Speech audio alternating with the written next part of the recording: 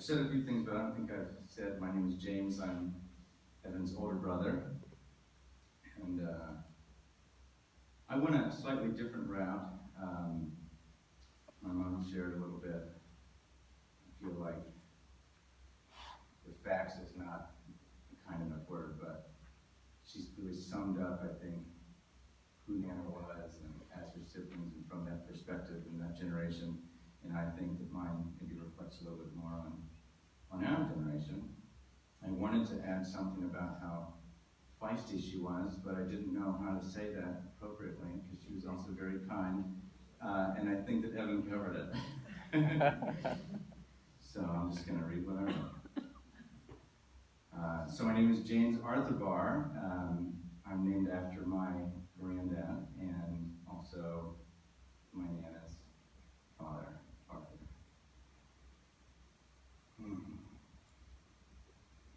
They say soulmates often pass from this life around the same time. The pain of the loneliness can just be unbearable. We've seen it in people. We've seen it in cats. Unfortunately, our granddad left us far too soon. We know Nana sticking around a bit longer wasn't because they weren't soulmates. Before Granddad went, even when the Alzheimer's had gotten pretty bad, he would often lean into one of us and say some rendition that went something like, "You know how I know God exists? You see that pretty little lady over there, motioning to his bride? He saw fit to bless me with her." Recently, I decided to draw a picture of the two of them. When I was finished, I handed it to Nana, and after a brief pause, she said, "That's my man." So we know that even when memories faded, they never faded from each other's memories. And that's what it is to be a soulmate. You are embedded in the memories of each other's souls. So I was reflecting on the idea of Nana holding on for so long after her beloved had gone on to eternity. I think it's quite simple, really. She was the matriarch of a very large legacy. And of course, I mean the biological one, 6 kids, 7, and so many grandchildren. I have feared to say a number in case I missed one. I think someone said 14, which I had thought of, but I didn't want to say it to be sure. It's a large family.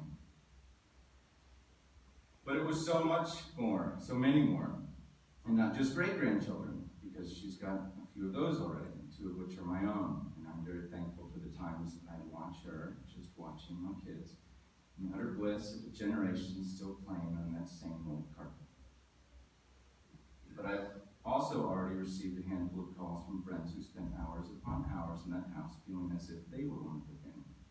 I'm sure many of you can think of your own handfuls who might say the same. Even in my blue-haired crazy days, I was retaining bits of how a real man treats a woman, thinking one day I want to dote on my pretty lady the way he does. The way he always called her dear, even though it was more often delivered as, "What dear?" Which is, of course, how his children nicknamed him Colonel What Dear. I cherish the lessons he taught me on how to treat your lady. Watching Nana light up to his pet names and complete adoration for her is something I had aimed to mimic with my own life.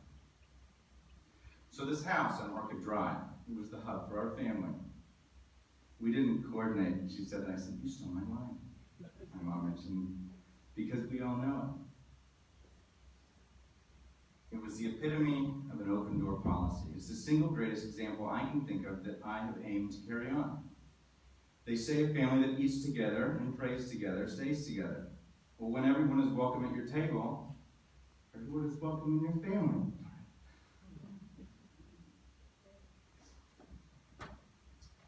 And that's who they were. And that's what that house has been to us, to all of us. It has made it and saved many relationships. Oftentimes, just being around each other can provide that time that heals. There was a time in my youth, I was living on the streets, sorry, Mom, and I knew I could pop into Nana and Granddad's without judgment, perhaps a short lecture, and what I was doing to my mother, but always welcomed, always loved. When cousins don't speak for years, we find ourselves chatting about common things under the stained glass lamp at the dinner table. And when it was time for Christmas or Thanksgiving, Anna and Granddad had a tree or a turkey or a way too largely cut potato and carrot stew, and a piece of that old carpet with their name on it. Perhaps the thing that sticks out most is how they both sat and watched and smiled and just wanted us there. I'll miss her hugs. I'll miss her encouragement. Telling me I'm a good father meant more to me than I could ever put into words. I'll miss her witty, feisty comments. I'll miss her sneaking off in the middle of the night to steal another Haagen-Dazs bar after my mom told her no more. I'll miss her face. I'll miss her smile. I'll miss you, Nana. I love you. Thanks for never giving up on me.